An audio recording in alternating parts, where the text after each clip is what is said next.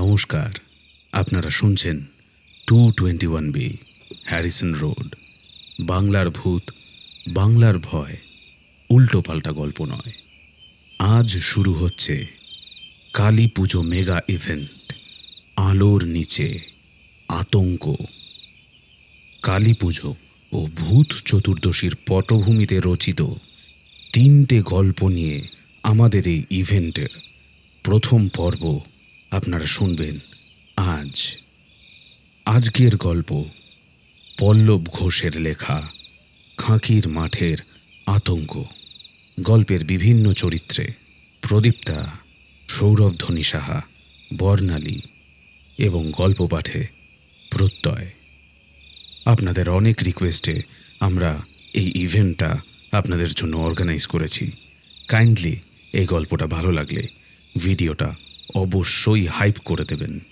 তাহলে আর দেরি না করে শুরু হচ্ছে আলোর নিচে আতঙ্কর প্রথম পর্ব।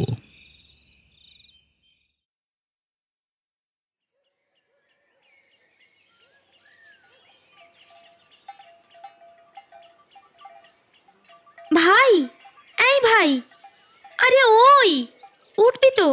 সন্ধে হয়ে গেল যে। আরে যাবি কখন? কে? ও দিদি, তুই? ঘুম জড়ানো চোখে উঠে বসে রঘু। দিদি ললিতা তাকে এতক্ষণ ধরে ডাকছিল। ললিতা বিরক্ত মুখে বলল, কি রে, যাবি নে নাকি? ওই যে দুপুরে তোর সাথে কথা ঠিক হলো। ও মেলায় যাবো তো? আচ্ছা, চল চল। পাশের গ্রামে কালী পুজো উপলক্ষে মেলা বসেছে। রঘু আর তার দিদি ললিতা ঠিক করেছে মেলায় যাবে। ওরা মাকে সঙ্গে নিয়ে যাবে বলেছিল, কিন্তু মায়ের হাঁটুর ব্যথাটা বাড়ায় অত রাত্রে যেতে পারবে না। ওদেরকেও একা ওখানে যেতে বারণ করেছিল, কিন্তু ছোট ছেলেমেয়েরা কি আর বারণ শোনে?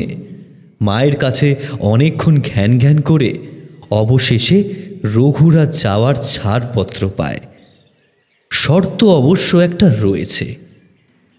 কি শর্ত? ও বাবা, তুই এর মধ্যেই ভুলে গেলি? আরে মা যে পই পই করে বলে দিয়েছে রাত 8টার মধ্যে ঘরে ঢুকতে। আমরা 5:30টায় ঘর থেকে বেরিয়েছি। নে নে, এখন তাড়াতাড়ি চল, না হলে 1 ঘন্টাও ঠিক করে মেলা ঘোরা হবে না।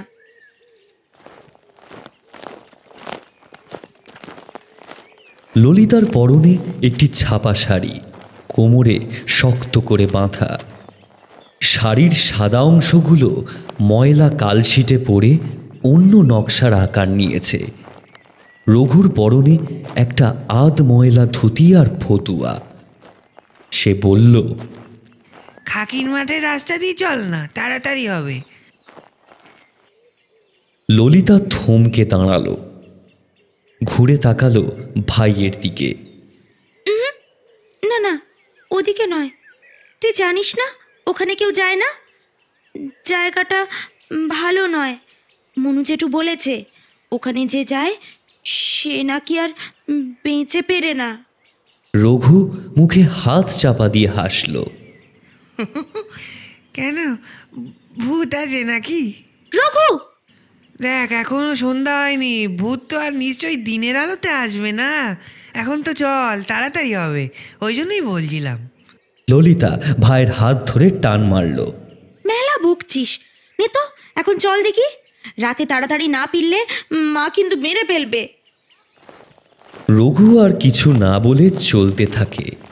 সে জানে দেরি হলে মা আর যাই হোক তার গায়ে হাত দিতে পারবে না, কারণ তার দিদি ললিতা। ভাইয়ের জন্য ললিতা ভগবানের বিরুদ্ধেও লড়ে যেতে পারে। ভাইকে সে খুব ভালোবাসে।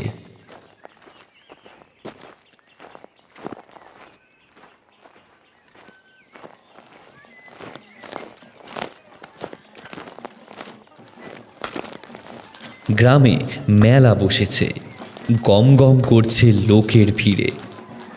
ওপাশে গ্রামের মহিলারা মায়ের মূর্তির সামনে পুজোর জোগাড় করছে। রাতে পুজো হবে। ওদিকে দুমদাম বাজি ফাটছে।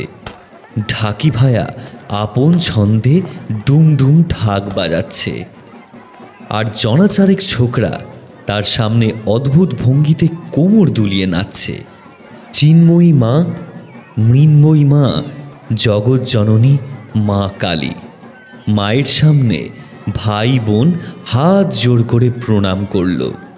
মা, আমার ভাইটাকে ভালো রেখো, মানুষ করো, ওর যেন কখনো কোনো কষ্ট না হয়।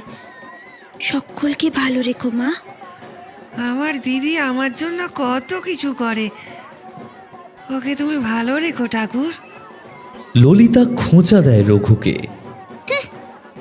তুই যা দুষ্টু, মা কালী তোর কথা শুনবেই না। রঘু ঠোঁট বেঁকিয়ে বলে, হ্যাঁ, বললেই হলো। এই, ফুচকা খাবি? ঝাল ঝাল টক টক, মা 2 পয়সা দিয়েছে। হ্যাঁ, খাবো। দুজন গিয়ে দাঁড়ায় ফুচকার গাড়ির সামনে। ফুচকাওয়ালা খাওয়ার শেষে ভালোবেসে ওদের বেশি করে 2টো ফুচকা খেতে দেয়। তারপর দিদির হাত ধরে রঘু মেলায় ঘুরতে থাকে। মাঝে মাঝে বিরক্ত হয়ে বলে, এই হাতটা ছাড় না। না না, ভিড়ের মধ্যে হারিয়ে যাবি, এখানে ছেলে ধরা আছে। তাহলে নাগরদোলা চাপা। না, এমনি কর না, তুই না বড্ড বিরক্ত করিস। রঘু দিদিকে ভয়ও পেত, তাই চুপ করে থাকে।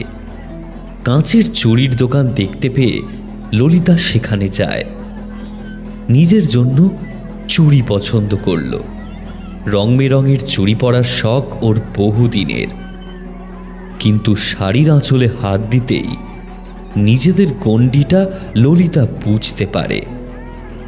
শখ করা যে সবার সাজে না, বিশেষ করে তাদের মতো যাদের নুন আনতে পান্তা ফুরোয়। তাদের শখ মানে তো ছেঁড়া কাঁথায় শুয়ে লাখ টাকার স্বপ্ন দেখা। একটা দীর্ঘ নিঃশ্বাস ফেলে ললিতা। বুকটা কিরকম ভারী হয়ে আসে। ভাইয়ের দিকে সে তাকায়। রঘু এক দৃষ্টে চেয়ে আছে ঘুরন্ত নাগরদোলার দিকে। ললিতা তার কানের কাছে মুখ নামিয়ে বলল, নাগরদোলা চড়বি? রঘু সহাস্যে মাথা নাড়ে। ললিতা বলল, চ, 1 পয়সা আছে, নাগরদোলা চড়ে আর বাকিটা দিয়ে মায়ের জন্য জিলিপি নিয়ে যাব। রঘু আনন্দে এগিয়ে চলে। মনে মনে হাসে ললিতা। সে যে বড় হয়ে গেছে, পরিবারের স্বাদ মিটলেই তার শখ মিটবে। বেশ কিছুক্ষণ পর মণ্ডপের দিক থেকে একটা শোরগোল ভেসে এলো। ললিতা আর রঘু ছুটে গেল সেদিকে। লোকজন গোল করে দাঁড়িয়েছে আর হাততালি দিচ্ছে। সে এক মজার ব্যাপার ঘটেছে। গ্রামের পাড়ে মাতাল নেশা করে এসেছে ঢাকের তালে নাচতে। ঢাকি ভায়াও বেশ মজা পেয়ে খোশ মেজাজে ঢাকের সুর তুলেছে। আধবোজা চোখে পাড়ে বায়োস্কোপের নায়কদের মতো হাত পা মাথা কোমর দুলিয়ে নেচে চলেছে। কখনো ধুলোয় শুয়ে, কখনো বসে ঘুরে ফিরে মাথা দুলিয়ে সে এমন এমন ভঙ্গিতে নেচে উঠছে যে আবাল বৃদ্ধ বনিতা সকলে হো হো করে হেসে তাড়িয়ে তাড়িয়ে উপভোগ করছে এই দৃশ্য। মেলার যেন মূল আকর্ষণ এইটাই। রঘু আর ললিতারও বেশ মজা লাগছিল। হঠাৎ ললিতার চোখ গেল মায়ের মূর্তির পাশে রাখা দেওয়াল ঘড়ির দিকে। রাত 8:30 বাজতে যায়। ললিতা জিভ কেটে বলল, হি মা, ভাই চল চল, না হলে মা পিটিয়ে মেরে ফেলবে।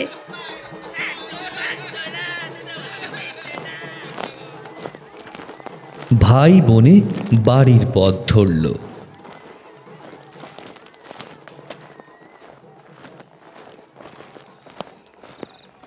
ক্রমে মিলিয়ে আসে মেলার কোলাহল, বাজির শব্দ, ঢাকের সুর।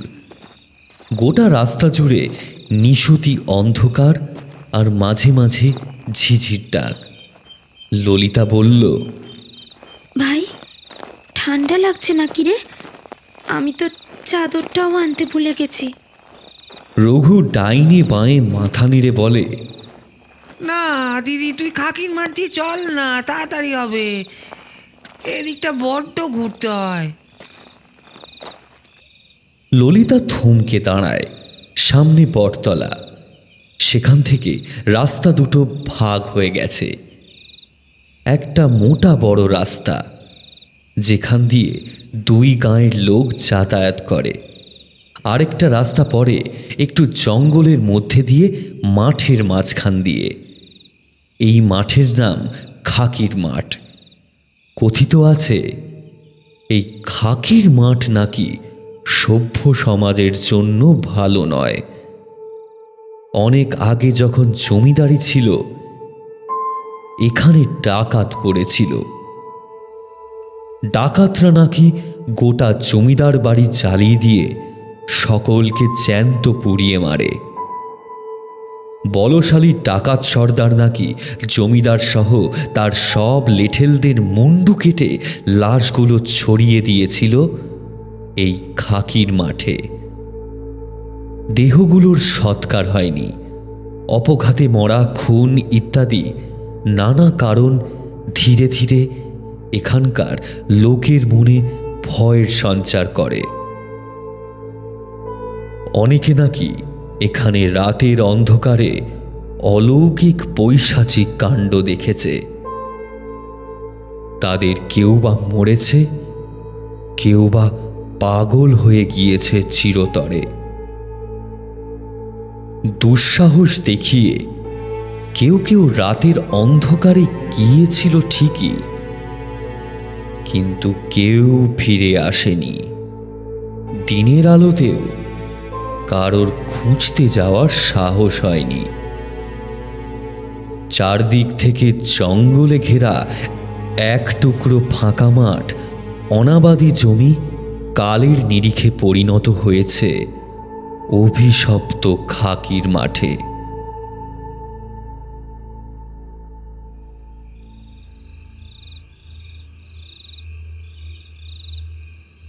অন্ধকারের মধ্যে জঙ্গলটাকে যেন হাঁ করা এক প্রকাণ্ড দৈত্য বলে মনে হয়। রাস্তাটা সোজা ঢুকে গিয়েছে ওই মুখের ভেতর। ও পথে ঢোকা যায়, বেরোবার পথ নেই। একটা রাত চড়া নাম না জানা পাখি কোথায় যেন কর্কশভাবে ডেকে উঠল, যেন সাবধান বাণী, ও পথে যেও না। বুকটা ধক ধক করে ওঠে ললিতার। রাস্তায় তারা একা, কোনো জনপ্রাণীও নেই। বেশ শীত শীত করছে। দেরি হয় হোক, তবুও ভাইকে নিয়ে বড় রাস্তায় পা বাড়ায় ললিতা।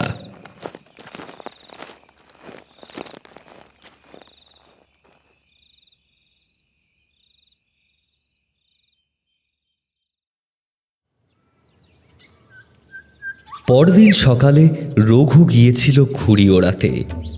ওই গ্রাম থেকে আরও জনাচারেক ছেলে এসেছিল।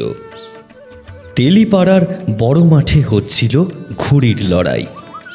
আচমকা ওপারের একটা ছেলে রঘুর ঘুড়িটাকে বার দুয়েক ঠুকরে নিজের ঘুড়িটাকে উড়িয়ে দিল খাকির মাঠের ওপর। রঘুর ব্যাপারটা কিরকম আত্মসম্মানে লাগলো। ছেলেগুলো খেলতে না পারুক, ভেঙাতে খুব ভালো পারে। ওই ঘুড়ি রঘু কেটেই ছাড়বে। আজ অবধি রঘুর সাথে কেউ ঘুড়ির লড়াইয়ে টেক্কা দিতে পারেনি। রঘুও লাটাই ছেড়ে ঘুড়ি তুলল খাকির মাঠের ওপর। হাওয়ার গতি প্রতিকূল, একটু বেচাল হলেই ঘুড়ি পেঁচিয়ে ছিঁড়ে যাবে। রঘু প্রাণপণ চেষ্টা করতে থাকে। লাটাইয়ের ডগাটা মাটিতে পুঁতে দিয়ে সে ঘুড়িকে নিয়ন্ত্রণে আনতে চায়। ওপাড়ার ছেলেটিও বেশ দক্ষ, তাতে সন্দেহ নেই। তবে সে যে আসল ফাঁদ পেতেছে তা বুঝতে একটু দেরি হয় রঘুর। গাছের মাথায় আটকে দড়ি কাটে রঘুর ঘুড়ি। সাথে সাথে ওদের দলটা একসাথে ভোগ-কাট্টা বলে চেঁচিয়ে ওঠে। রঘু ফ্যাল ফ্যাল করে একবার তাকায় ঘড়ির দিকে, আরেকবার তাকায় নিজের হাতের দিকে। এত বছর ঘুড়ি ওড়াচ্ছে, এই ভুল তো হবার কথা নয়। যাকে কি আর করা যাবে, ঘুড়ি পড়েছে খাকির মাঠে, নিয়ে আসা যাক।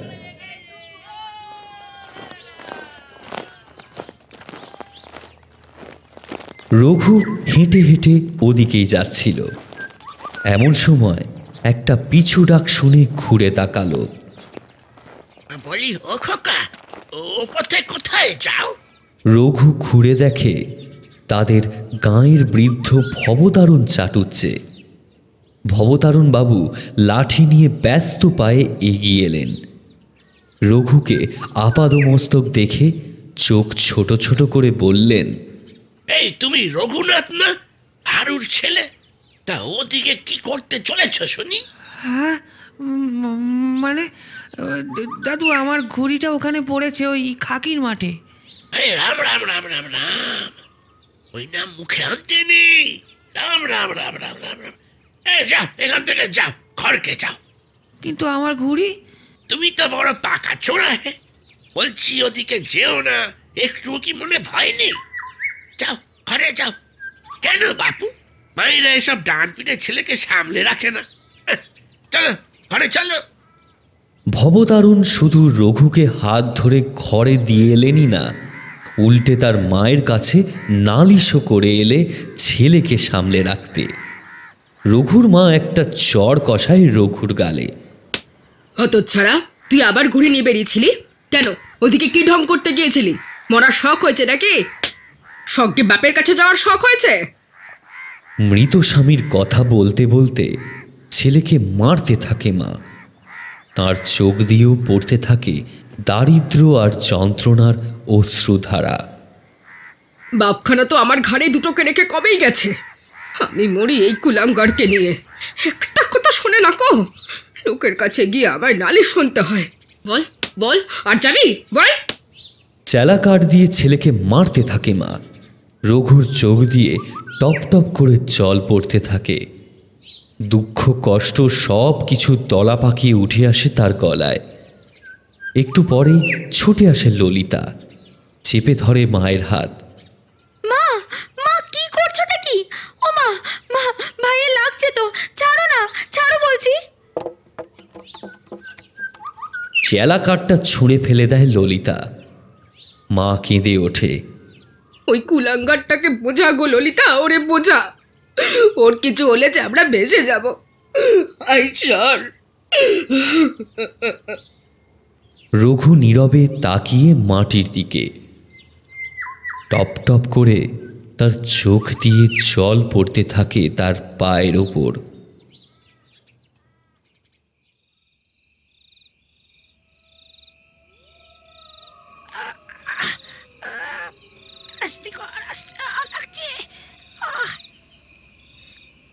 রাতে ভাইয়ের পিঠে মলম লাগিয়ে দেয় ললিতা। এমনটা কেউ করে বল? জানিস তো ও জায়গাটা ভালো না। কিন্তু আমার ঘুড়ি? ঠিক আছে, তোকে নতুন ঘুড়ি কিনে দেব। না, আমার ওটাই চাই, আমার ওটাই চাই। রঘু অভিমান করে পাশ ফিরে শুয়ে পড়ে। রাতে ললিতার ঘুম আসতে চায় না। সে শুনতে পায় তার ভাই ঘুমের ঘোরে আবোল তাবোল বকছে। দিদি, দিদি, ওই লাল ঘুড়িটা এনে দিবি?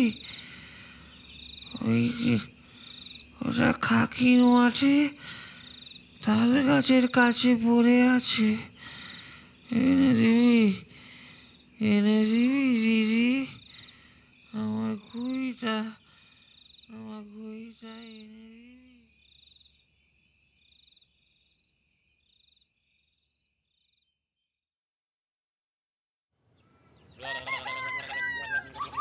দিন দুয়েক পরের কথা। রঘু কাদামাটি দিয়ে একটা মূর্তি বানানোর চেষ্টায় ছিল। হঠাৎ দেখে তার দিদি স্নান সেরে একটা পরিষ্কার কাপড় পরে দৌড়ে এসে ঘরে ঢুকলো। রঘু ছুটে গেল।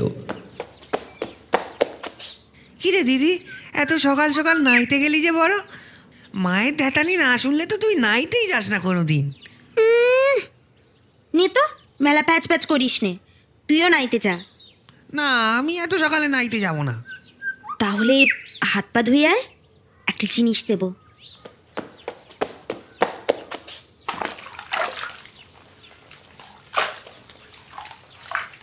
রঘু সোৎসাহে হাত পা সব ধুয়ে এসে লক্ষ্মী ছেলের মতো চুপটি করে বসে ঘরের ভেতর। তার দিদি তার জন্য একটা কানা ভাঙা থালায় দুটো কলা কুল সাজিয়ে রেখেছে আর একটা আম পাতায় চন্দন বাটা। রঘু আনন্দে বলে উঠল, তুই আমাকে ফোঁটা দিবি দিদি? নে, এবার চুপটি করে এখানে বস। ঋতুদের বাড়ি থেকে চন্দন এনেছি, আজ তোকে ফোঁটা দেব। করে আঙুলে চন্দন লাগিয়ে ভাইয়ের কপালে ছোঁয়ায় ললিতা। যা, কি যেন ছড়াটা ছিল, ভুলে গেলাম তো। দাঁড়া দাঁড়া, মনে করতে দে। হ্যাঁ হ্যাঁ হ্যাঁ, মনে পড়েছে। ভাইয়ের কপালে দিলাম পোঁটা, জম দুয়ারে পড়ল কাঁটা। যমুনা দেয় জমকে ফোঁটা, আমি দিই আমার ভাইকে ফোঁটা। 3 বার দেওয়ার পর দিদির পায়ে হাত দিয়ে প্রণাম করল রঘু। হেই, কি করিস? পায়ে ধরে কেউ? কেন, তোরই তো পা। পাগল ছেলে একটা। তোকে একটা জিনিস দেব, কাউকে বলিস না কিন্তু, মাকেও না। কাউকে জানতে দিতে চায় না ললিতা। তার ভাইয়ের পছন্দের জিনিসটাই নিয়ে আসবে সে, সেই লাল ঘড়িটা, যেটার জন্য তার ভাইকে সে বারবার নীরবে লুকিয়ে কাঁদতে দেখেছে। তার ভাইয়ের জন্য এটুকু করতে পারবে না সে? কি বা আছে ওই খাকির মাঠে? ভাইয়ের কষ্ট সহ্য করতে পারে না ললিতা। দরকার হয় তার জন্য সে ভগবানের সাথেও লড়ে যাবে, কিন্তু দিনের বেলা ওখানে গেলে হবে না, কারোর না কারোর চোখে পড়বে। তাই যেতে হবে রাতের বেলা, সকলের অলক্ষ্যে, যা থাকে কপালে। সকালে উঠে ভাইকে এরকম একটা উপহার দিতে পারলে ও যে কতটা খুশি হবে, সেটা ভেবেই ভেতরে ভেতরে একটা অদ্ভুত শান্তি পায় ললিতা।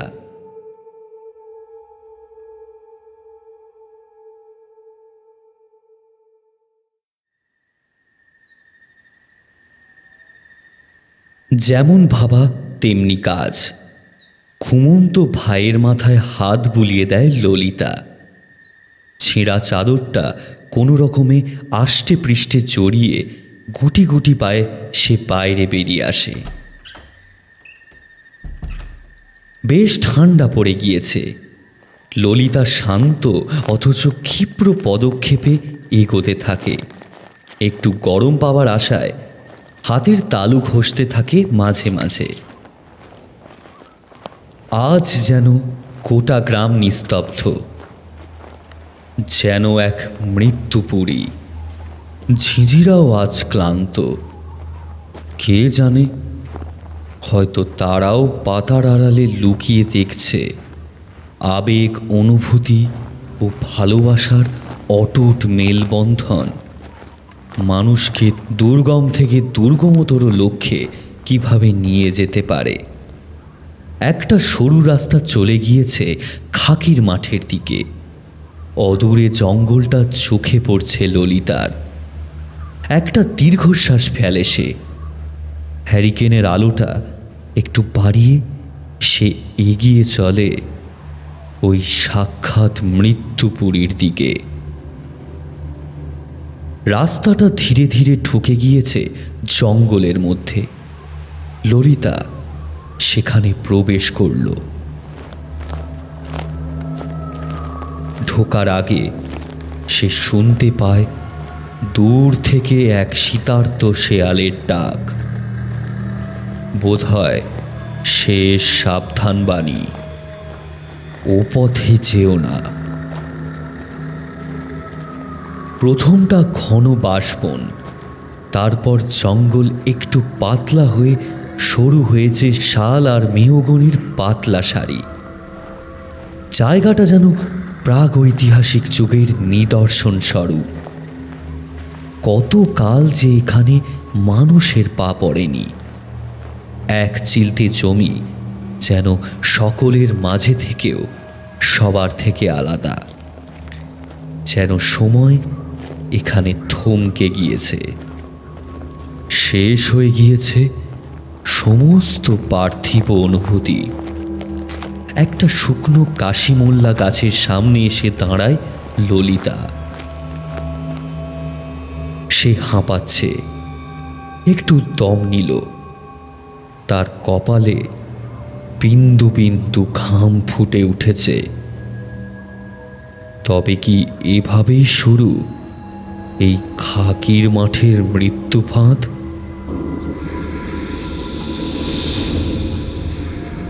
তার চোখের সামনে এখন গোল মতো ছোট মাঠটা। এদিক ওদিক চোখ ঘোরায় ললিতা। মাঠের বিভিন্ন দিকে ছড়িয়ে ছিটিয়ে পড়ে আছে জন্তুর হাড়, মাথার খুলি। জায়গাটা ভাগাড়ের থেকে কম কিছু নয়। ললিতার হঠাৎ চোখ যায় মাঠের পশ্চিমে একটা তাল গাছের দিকে। এই তাল গাছের কথাই হয়তো তার ভাই বলেছিল। উত্তেজিত হয়ে ললিতা দ্রুত পায়ে এগিয়ে চলল। চলতে চলতে হঠাৎ হোঁচট খেয়ে মাটিতে পড়ে ললিতা। ঘুরে দেখে একটা মাথার খুলি, তবে কোনো জানোয়ারের নয়, মানুষের। বুকটা কেঁপে ওঠে ললিতার। না, ভয় পেলে হবে না। ললিতা আবার উঠে এগিয়ে চলে। হাঁটতে হাঁটতে সে মাঠের ঠিক মাঝখানটা এসেছে। আচমকা একটা শব্দে যেন গোটা জঙ্গলটা কেঁপে উঠল। তারপর আবার সব চুপ। ললিতার শ্বাস প্রায় আটকে গিয়েছে। তার চোখ পড়ল মাঠের ওপর। অসংখ্য জোনাকির মতো কি চলছে ওগুলো? না, জোনাকি নয়, মাঠে পড়ে থাকা সব কটা খুলির চোখের কোটরে যেন একসাথে আগুন জ্বলে উঠেছে। এতগুলো জ্বলন্ত চোখ একসাথে তাকিয়ে রয়েছে ললিতার দিকে। এই ঠান্ডার মধ্যেও ললিতা ঘেমে অস্থির হয়ে উঠেছে। সে বুঝতে পারছে এই খাকির মাঠের নামে যা কিছু প্রচলিত আছে তা মিথ্যে নয়। হঠাৎ কোথা থেকে একটা দমকা হাওয়া এসে যেন গোটা জায়গাটায় একটা ঘূর্ণিঝড়ের সৃষ্টি করল। মাথার খুলি হাড়গুলো হাওয়ার তালে মিলে একসাথে ঘুরপাক খেতে লাগলো গোটা মাঠ জুড়ে। ঝোড়ো হাওয়ায় শনশন শব্দ ভেদ করে কোথা থেকে যেন একাধিক মানুষের আর্তনাদ ভেসে আসতে লাগলো ললিতার কানে। মাঝে মাঝে হাড়ের টুকরো, তারপর আস্ত খুলিগুলো তলছুট হয়ে এসে আঘাত করতে লাগলো ললিতার গায়ে মাথায়। চিৎকার করে মাথায় হাত দিয়ে ললিতা বসে পড়ে মাঠের ওপর। তাকে এই জমের দুয়ার থেকে পালাতেই হবে, যে করেই হোক। হামাগুড়ি দিয়ে ললিতা এগোতে থাকে, কিন্তু এই মাঠখানা যেন আর শেষ হতে চায় না। হাঁপিয়ে ওঠে ললিতা, চোখ ফেটে জল আসে তার। আশেপাশের আর্তনাদ, হাহাকার, অট্টহাসির শব্দ সব মিলিয়ে চক্ষুকর্ণের এক অসহনীয় পরিস্থিতি তৈরি হয়েছে। হঠাৎ হঠাৎ আগুন ধরে উঠছে মাঠের মধ্যে। সেই আগুনের ভেতর থেকে ছিটকে এসে পড়ছে কারোর ঝলসানো হাত, কারোর পা, কারোর বা ঝলসানো মাথা। একটা বিকট মরা পচা গন্ধ যেন ঘিরে ধরেছে গোটা খাকির মাঠ। ললিতা উঠে ছুটে পালাবার চেষ্টা করে, কিন্তু মাঠ আর শেষ হয় না। এ যেন এক গোলক ধাঁধা, যেন অভিমন্যুর চক্রব্যূহ। শুধু প্রবেশ করা যায়, প্রস্থানের রাস্তা অজানা। ছুটতে ছুটতে হাঁপাতে হাঁপাতে মাটিতে ধপ করে পড়ে যায় ললিতা।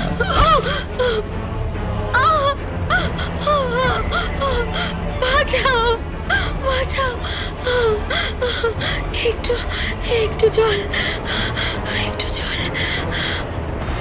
হঠাৎ তার মনে হয় মাঠের চারিদিকের অন্ধকার জঙ্গলটাই যেন তার দিকে একটু একটু করে এগিয়ে আসছে, ঘিরে ধরছে তাকে, যেন দম বন্ধ করে মারবে। হঠাৎ ললিতার গায়ের চাদর কি এক অদ্ভুত উপায়ে পেঁচিয়ে যায় তার গলায়, আর এক হ্যাঁচকা টানে তাকে শূন্যে উড়িয়ে নিয়ে সোজা ধাক্কা মারে সেই শুকনো কাশিমোল্লা গাছটার গায়ে। চিৎকার করে ওঠে ললিতা, তার কপাল ফেটে রক্ত গড়িয়ে পড়ছে।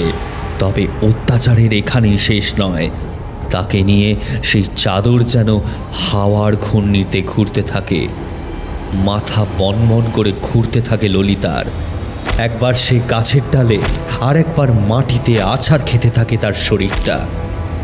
মুখ দিয়ে গল গল করে রক্ত বেরোতে থাকে। মাথার খুলিটা থেতলে গেল ললিতার। কেমন একটা আচ্ছন্নের ঘোরে ভাইয়ের মুখটা একবার চোখের সামনে ভেসে ওঠে তার। দিদি, আমাকে ঘুড়িটা এনে দিবি দিদি? চড়ানো গলায় ললিতার মুখ দিয়ে কেবল একটাই কথা বেরিয়ে আসে, পারলাম না রে ভাই, পারলাম না। এমন সময় মাটি ফুঁড়ে দুটো কঙ্কাল সার মিশমিশে কালো হাত উঠে এসে অনেকটা শূন্যে বল ধরার মতো ধপ করে চেপে ধরে ললিতার গলা। প্রচণ্ড গতিবেগ, এক পলকে থেমে যাওয়ার আকস্মিক ঝটকা খেয়ে গোঙানি দিয়ে কেঁপে ওঠে ললিতার শরীরটা। একটু একটু করে সেই হাত দুটো ললিতার মাথাটা উল্টো দিকে ঘোরাতে থাকে। তার গর্দানের এক একটা অস্থিসন্ধি মটমট শব্দ করে যেন আলাদা হতে থাকে। পা দুটো কাটা পাঁঠার মতো ছটফট করতে থাকে ললিতার। চোখ ঠিকরে বেরিয়ে আসে অক্ষিকোটর থেকে। একটা সময় স্থির হয়ে যায় তার কাঁপুনি। হাঁ করার রক্তাক্ত মুখটা বিস্ফারিত চোখে চেয়ে থাকে তাল গাছটার গোড়ায় পড়ে থাকা লাল ঘুড়িটার দিকে। খাকির মাঠের অভিশাপ যেন আরও একবার জীবন্ত হয়ে ওঠে, রক্তাক্ত হয়ে ওঠে শয়ে শয়ে লাশের মাঝে।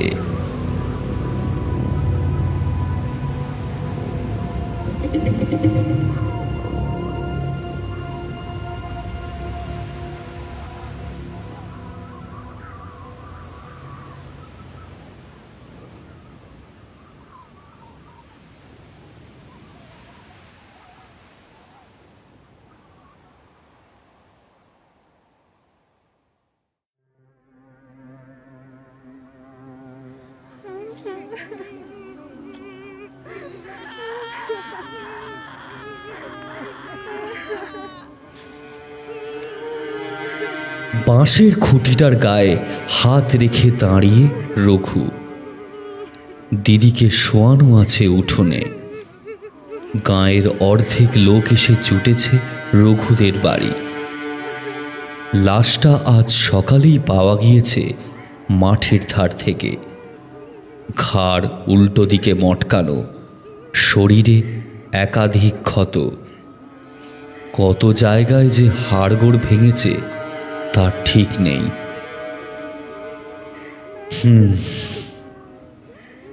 চোখ মুখ একেবারে প্রায় থেতলে গিয়েছে। ললিতা যে খাকির মাঠে গিয়েছিল তাতে কোনো সন্দেহ নেই। কেন গিয়েছিল তা কেউ জানে না, কিন্তু আশ্চর্যের বিষয় এটাই যে ললিতার লাশটা ফিরে পাওয়া গেল। ওই মাঠে যে যায় সে মরলে আর ফিরে আসে না। বোধহয় ললিতার মৃতদেহ একটা সাবধান বাণী। এ তল্লাটে পা রাখলেই এমন যন্ত্রণাদায়ক মৃত্যু।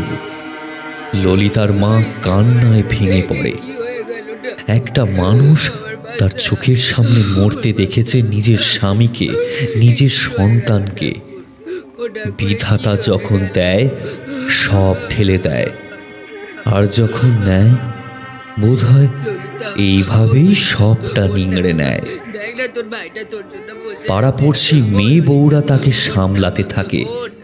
নির্বিকার রঘু, চোখ দুটো মাটির দিকে স্থির। ললিতা শুধু তার দিদি নয়, তার মায়ের সমান। সেই মা তাকে একা করে চলে গেল। সে ভুল করলে আর কেউ তাকে শাসন করবে না, কেউ তাকে আর মেলায় নিয়ে যাবে না। নীরবতা, নিস্তব্ধতা যে গভীর থেকে গভীরতর শোকের প্রতিচ্ছবি, তার বলে দিতে হয় না।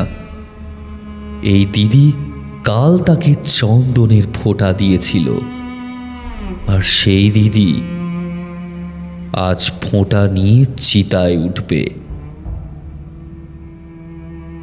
কাঁদতে কাঁদতে জ্ঞান হারায় রঘুর মা। মেয়ে বউরা তাকে নিয়ে ব্যস্ত হয়ে পড়ে। বড়রা বিধান দেয় দেহ সৎকারের ব্যবস্থা করতে। রঘুকেই দায় দায়িত্ব সবটা করতে হবে।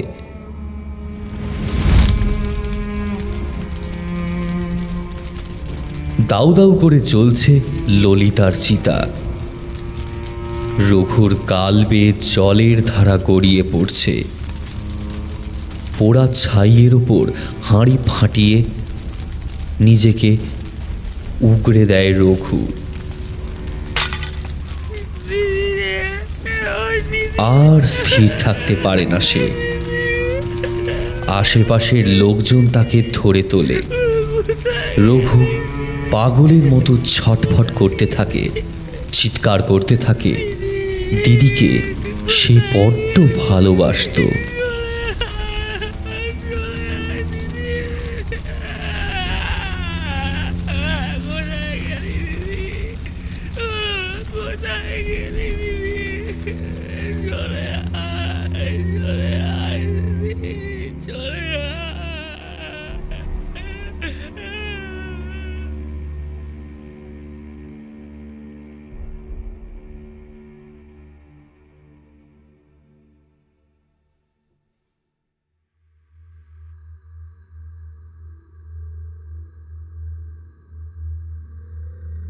ললিতার মৃত্যুটা গোটা গ্রামকেই যেন নাড়িয়ে দিয়েছিল।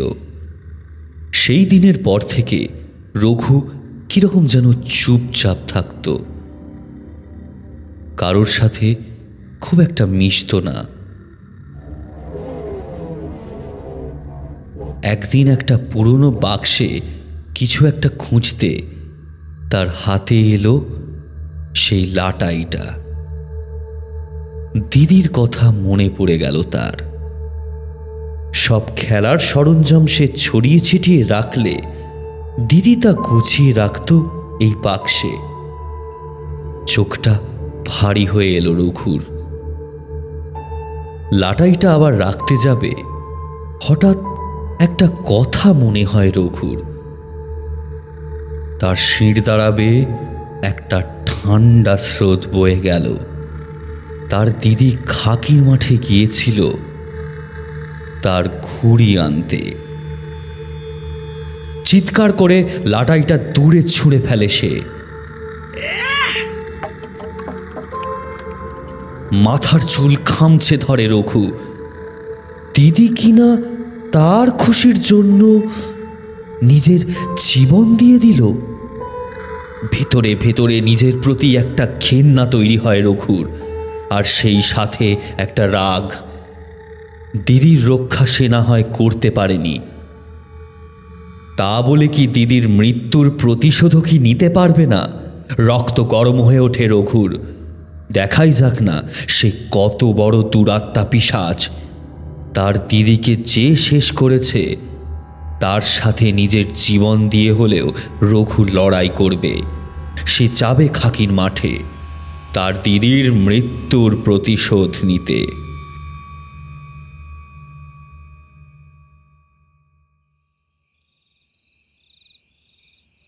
আরও একটা কালো রাত, আরও এক নিশিচারী শান্ত পরিমিত পদক্ষেপে এগিয়ে চলেছে নিজের লক্ষ্যের দিকে।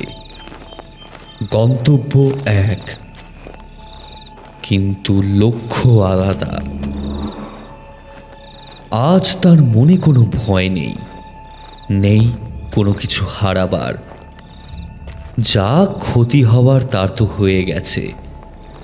নিজের জীবন বাজি রেখেও রঘু তার দিদির মৃত্যুর প্রতিশোধ নেবেই। আজও স্তব্ধ প্রকৃতি, থেমেছে ঝিঁঝির ডাক। তবে রঘুর সেসব দিকে খেয়াল নেই। ভেতরে ভেতরে একটা প্রতিশোধের আগুন জ্বলছে। খাকির মাঠের সরু রাস্তা দিয়ে হাঁটতে হাঁটতে জঙ্গলের একদম সামনে এসে পড়ে রঘু। একবার এদিক ওদিক তাকিয়ে দেখে নেয় সে। তারপর অতি সন্তর্পণে সে বাঁশ বনের ভেতর ঢুকে পড়ে। অন্ধকারে পা ফেলা খুব দুষ্কর। সরু কঞ্চির ডগায় লেগে চামড়া কেটে যায়। তবুও রঘু এগিয়ে চলে। গোল মাঠের সামনে এসে রঘু থমকে দাঁড়ায়। এই তাহলে সেই খাকির মাঠ, যাকে ঘিরে লোকের মনে এত ভয়, যেখানে তার দিদিকে মরতে হয়েছে। হঠাৎ রঘুর চোখ যায় সেই বড় তাল গাছটার দিকে। ওটাই তো সেই গাছটা যেখানে তার খুঁড়ি আটকে ছিঁড়ে গিয়েছিল। রঘু ব্যস্ত পায়ে এগিয়ে চলে সেদিকে। মাঠটার মাঝামাঝি সে এসেছে। হঠাৎ একটা খটখট শব্দ শুনে সে থমকে যায়। একবার, দুবার, তিনবার থেমে থেমে শব্দটা তার কানে আসে। আবার সব চুপচাপ। রঘু তালগাছটার গোড়ায় এসে দাঁড়ায়। ঘাসের ঝোপের উপর পড়ে আছে তার সেই লাল ঘুড়িখানা, সেই একই অবস্থায়। রঘু নিচু হয়ে সেটা কুড়োতে যাবে। হঠাৎ একটা বিকট মর্মর শব্দ। রঘু চকিতে লাফিয়ে উঠে পিছনে সরে আসে। তার চোখের সামনে অত বড় তাল গাছটা মাঝখানে ভেঙে ধপাস করে পড়ে মাঠের ওপর। রঘু অবাক হয়ে তাকিয়ে থাকে ভাঙা গাছটার দিকে। অর্ধেক হওয়া গাছের যে গুড়ি অংশটা মাটিতে তখনও সোজা হয়ে দাঁড়িয়েছিল, সেটার পেছন থেকে আস্তে আস্তে বেরিয়ে আসতে থাকে একের পর এক কালো ছায়া মূর্তি। ধীরে ধীরে তাদের বিকৃত শরীর রঘুর কাছে স্পষ্ট হতে থাকে। কারোর হাত কাটা, কারোর শরীরে মাথা নেই, আবার কারোর শরীর অর্ধে খুবলানো। একটা বিকট মরা পচা গন্ধ চারিদিকে ভেসে ওঠে। গোটা জঙ্গল কাঁপতে থাকে কি এক বিকট প্রেতসুলভ উল্লাসে। যে মাঠের ওপর রঘু দাঁড়িয়ে, সেই মাঠের মাটি ফুঁড়ে উঠে আসতে থাকে একের পর এক নরকঙ্কাল। তাদের দেহ বিকৃত, ভাঙাচোরা, গায়ে কাদা, যেন শতাধিক বছর মাটির গভীরে পড়ে থেকে আজ তারা সুযোগ পেয়েছে এই সভ্য জগতে উঠে আসা। গোটা খাকির মাঠ যেন একটা নরকে পরিণত হয়েছে। চারিদিকে রক্ত মরা পচা লাশের সমাহার, সেই সাথে কাদের যেন আর্তচিৎকার, হাহাকার। রঘুর দম আটকে আসে। ঘড়িটাকে বুকের মধ্যে চাপটে ধরে সে। বুঝতে পারে কি নরক যন্ত্রণার মধ্যে পড়েছিল তার দিদি, কিন্তু হার সে মানবে না। কোমরের মধ্যে গোজা ভোজালিটা বের করে রঘু। তার দিকে আসতে থাকা একের পর এক নরকঙ্কালের গায়ে আক্রোশে আঘাত করতে থাকে সে। সর সর বলছি, সরে যা।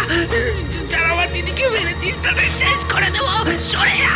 ভোজালির আঘাতে হাড়গুলো মড়মড় করে ভেঙে মাটিতে পড়তে থাকে।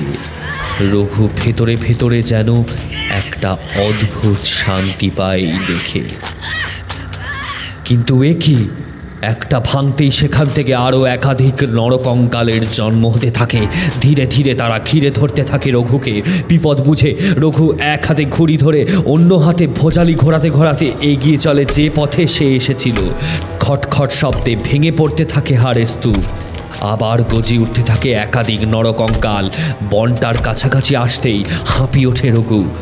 এটা পেরোতে পারলেই ফাঁড়া কাটবে, কিন্তু এ কি, গোটা বনটাই যেন একটু একটু করে তার দিকে এগিয়ে আসছে। রঘুর মনে একটু একটু করে ভয়ের সঞ্চার হয়। সে ছুটতে থাকে এলোপাথারি।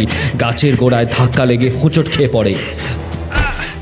তবুও রঘু ছুটতে থাকে, কিন্তু রাস্তা যেন শেষ হতেই চায় না। ওদিকে অনবরত তার পেছন থেকে কাদের যেন চিৎকার ভেসে আসতে থাকে। সেই সাথে খটখট শব্দ, যেন শতাধিক নরকঙ্কাল একসাথে তাণ্ডব নৃত্য শুরু করেছে। রঘু বেরোনোর পথ খুঁজে পায় না। জঙ্গল যেন আরও গভীর, আরও ঘন হতে শুরু করে। রঘুর দম আটকে আসতে থাকে। হাঁপিয়ে ওঠে সে। এখানে পড়ে থাকলে বেঘরে প্রাণ যাবে সন্দেহ নেই, কিন্তু রঘু আর পারে না। জিভ বেরিয়ে আসতে থাকে তার, গলা তেষ্টায় ফেটে আসতে থাকে। মাটিতে সে বসতে যাবে, হঠাৎ কেউ যেন চেপে ধরে তার হাত। রঘু চমকে ওঠে, কিন্তু কাউকে দেখতে পায় না। রঘু এদিক ওদিক তাকায়। হঠাৎ তার চোখের সামনে উদয় হয় একটা ছোট আলোক বিন্দু, একটা চেনা স্বর, যেন কোনো অতল গহ্বর থেকে ভেসে আসছে। এখানে থাকিস না ভাই, পালিয়ে যা। রঘু উত্তেজনায় কেঁপে ওঠে।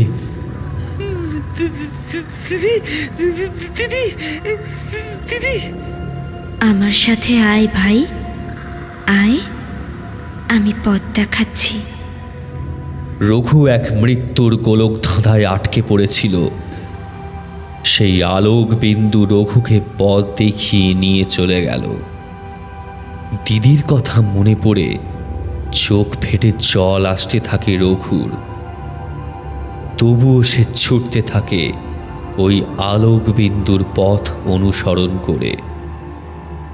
একটা সময় ফিকে হয়ে আসে সেই মরা পচা গন্ধ, সেই আর্তচিৎকার, সেই গভীর জঙ্গল।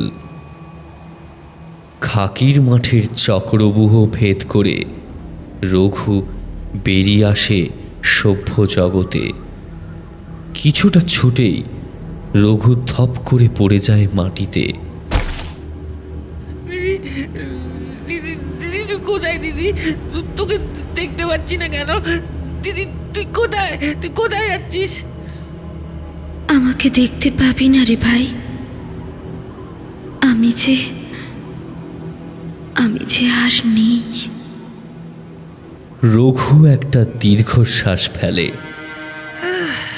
তার দিদি আর নেই, কিন্তু মরে গিয়েও আজ তাকে আবার বাঁচিয়েছে। শূন্য থেকে ভেসে আসতে থাকে ললিতার গলা। আবেগের বশে কোনো কাজ করিস না রে ভাই।